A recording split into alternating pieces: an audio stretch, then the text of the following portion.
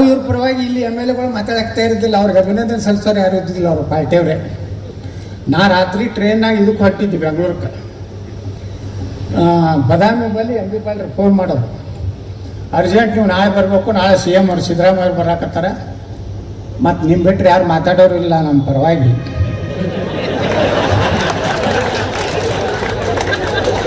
ಸತ್ಯನೇ ಅದನ್ನು ಬಗಲೆ ಹಾಕಿ ಇಡ್ಲಾಕ್ ಬರ್ತದೆ ನೋಡ್ರಿ. ನಾನು ಹಣೆ ಬರ ಅಲ್ರಿ, ನಾನು ಗುಳೇದು ಗುಡ್ಡ ದಾಟಿದ್ದು ನನ್ನ ಟ್ರೇನ.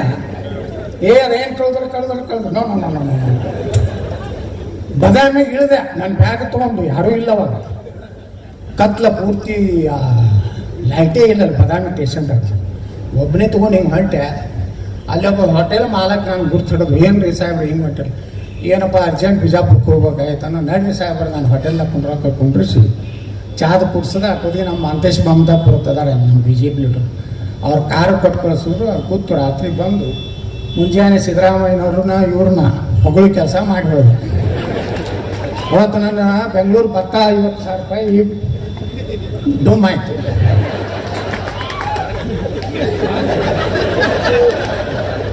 ಹಿಂಗದ ನಮ್ಮ ಬಿಜಾಪುರ ರಾಜಕೀಯ ರೀ. ಚಲೋ ಮಾಡಿದಾಗ ಚಲೋ ಆಯ್ತು, ಅವ್ರ ಪಾರ್ಟಿ ಹೇಳಿದ್ರೆ ನಾ ಹೇಳ್ಬೇಕು. ಮುಂದೆ ಅವ್ರು ಹೇಳ್ತಾರೆ ಸಿದ್ದರಾಮಯ್ಯ ಏಜೆಂಟ್ ಅಂತ ಅವ್ರು ಅಂತಾರೆ. ಅದಕ್ಕೆ ನಾ ಯಾರ ಏಜೆಂಟು ಅಲ್ಲ, ಯಾರ್ದು ದಲಾಲಲ್ಲ.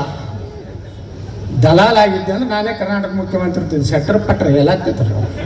ಆ ದಲಾಲಿ ಕೆಲಸ ಮಾಡೋದಿಲ್ಲ. ಎಂ ಬಿ ಪಾಲ್ರು ಪಾಪ ಭಾಳ ಆಸೆ ಐತಿ, ಬಸವನಗೌಡರು ಮುಖ್ಯಮಂತ್ರಿ ಆಗ್ಬೇಕಂತೆ.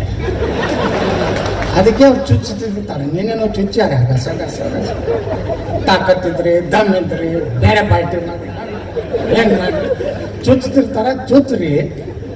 ನಾ ಏನು ಒಮ್ಮೆ ಉದ್ರೇಕಕ್ಕೆ ಒಳಗಾಗೋದಿಲ್ಲ ಈಗ. ಯಾಕಂದ್ರೆ ನಮಗೂ 60 ಮ್ಯಾಚೂರ್ ಆಗಿರಲಿಲ್ಲ. ಆ ಮ್ಯಾಚುರಿಟಿ ತೊಗೊಂಡು ಯಾವಾಗ ಸಂದರ್ಭ ಬರ್ತದೆ ಕಟ್ಟಿದ್ದೀನಿ.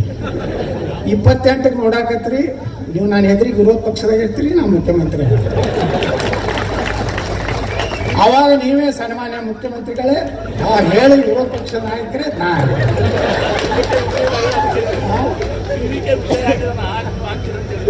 ಟಿವಿಕೆ ವಿಜಯನ್ಕಿಂತ ಭಾರಿ ಆಡಳಿತ ಕೊಡುವಂತ ತಾಕತ್ತೈತಿ ನನಗೆ.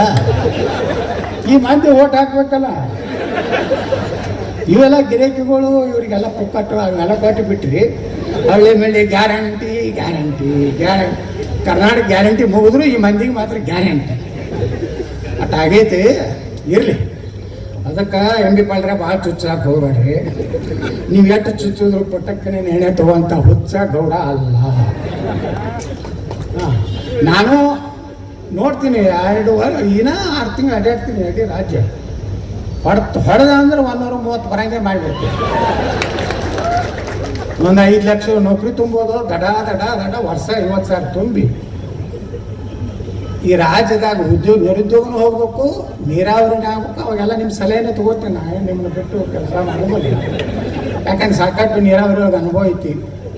ಅದೆಲ್ಲ ಸಲಹೆ ತಗೊಂಡು ಒಟ್ಟಾರೆ ನಮ್ಮ ಉದ್ದೇಶ ಏನಪ್ಪ ಅಂದ್ರೆ, ಕಟ್ಟಿಕೊಂಡವ್ರೇನು ಅವ್ರೇನು ಬೇರೆ ಅಲ್ಲ. ಒಂದು ಕಾಲಕ್ಕೆ ನಾವು ಅವ್ರು ಕೂಡಿ ಇದ್ದವ್ರು ಒಂದೇ ಮೋಟರ್ ಸೈಕಲ್ ಮೇಲೆ ಎಲ್ಲ ಒಬ್ಬೊಬ್ರು ಹೇಳ್ತಾರೆ ಲೀಡ್ಗಳು, ನಾವು ಸೈಕಲ್ ಮ್ಯಾಗ ಪಾರ್ಟಿ ಕಟ್ಟಿದ ಮಕ್ಕಳೇ ನಾವೇನೋ ನೋಡಿ ಹೆಲಿಕಾಪ್ಟರ್ನಾಗ ಅಡ್ಡಾಡ್ತೀವಿ ನಾವು.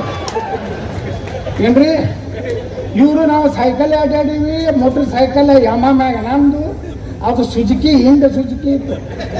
ಹೌದ್ರೆ ಇಬ್ರು ತೊಗೊಂಡು ಹೋಗೋರು. ಹಳಿ ನಾಯಿ ಕೇಳ್ತಿದ್ದಿಲ್ಲ ಹಳ್ಳ್ಯಾಗ. ಏನೋ ಪುಣ್ಯಾಕ ನೀವು ಪಾಪ ಅವ್ರು ಕಟ್ಕೊಂಡವ್ರನ್ನ ಎತ್ತಿ ಹಿಡಿದ್ರಿ, ಅದಕ್ಕೆ ನಿಮ್ಗೆ ಅಭಿನಂದನೆ ಸಲ್ಲಿಸ್ಬೇಕಾಗ್ತದೆ. ನಮ್ಮಲ್ಲಿ ಗಿರಾಕಿಗಳು ಒಂದು ಫ್ಯಾಮಿಲಿಗೆ ಬರ್ಕೊಟ್ಟಂಗೆ ಆಗೈತೆ ಕರ್ನಾಟಕ. ನಮ್ಮ ಕಟಕದೊಂಡ ನಾವು ದುಡ್ದವರು ಪಾಪ ಕಟಕದೊಂಡಗೆ ಅನ್ಯಾಯ ಮಾಡಿದ್ರು ನಮ್ಮಲ್ಲಿ. ನೋಡ್ರಿ ಅವ್ರು ಎಷ್ಟು ಚಾಲು ಇರಬೇಕು.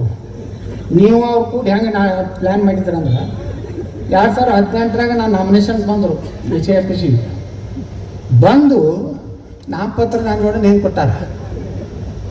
ನಾವು ಹೋಗಿ ಬಿಸಿಲು ಭಾಳ ಆಯ್ತೈತೆ, ಮನ್ಯಾಗ ಹೋಗಿ ಜಳಕ ಮಾಡಿ TV ನೋಡ್ಕೋತ ಕೂತಿದ್ದೆ. ಎಂ ಬಿ ಪಾಲ್ರ ನೇತೃತ್ವದಲ್ಲಿ ಕಟ್ಟೊಂಡು ಕಾಂಗ್ರೆಸ್ಗೆ ಸೇರ್ಪಡೆ. ಈಗಿನ ಮಾತಾರ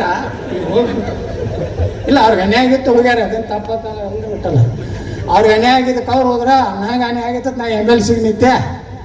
ಎಲ್ಲರ ಸಹಕಾರ ಸಿಕ್ತು, ನಾನು ಕಟ್ಟದ್ದು ಹೊರಗೆ ಬಂದೆ. ಈಗ ನಡೀತಿರ್ತಾವ ರಾಜಕಾರಣ, ನೀವೇನು ತಲೆ ಕಟ್ಸಬೇಡ್ರಿ ಅಧಿಕಾರಿಗಳು. ಏನು ವಿರೋಧ ಪಕ್ಷದವ್ರು ಅದಾರ, ಅವ್ರು ಯಾರು ಮಾತು ಕೇಳೋದಿಲ್ಲ, ನೀವು ತಲೆ ಕಟ್ಸ್ಕೊಂಡು ನೀವು ತಲೆ ಒಂದು ಸೈಡ್ ಆಗಿ ಕೆಲಸ ಮಾಡಿಬೇಡ್ರಿ. ಅಧಿಕಾರಿಗಳಿಗೂ ಒಂದು ಕಿವಿ ಮಾತಾಡ್ತೀನಿ, ಯಾವಾಗ ನಮ್ದು ಕ್ಲಿಕ್ ಆಗ್ತಿತ್ತು ಗೊತ್ತಿಲ್ಲ, ಅವಾಗ ನಾವು ಕಣ್ಣಾಗಿಟ್ಟಿರ್ತೀವಿ. ಭಾಳ ಹಾಗಾಡೆ ನಾವು ಅಧಿಕಾರಿ ಬರೀ ಎಂ ಬಿ ಪಾಡ್ಲೆ ಮಾತಾ ಕೇಳೋಣ ಹಾಕಿ ಹೇಳ್ಬೋದು.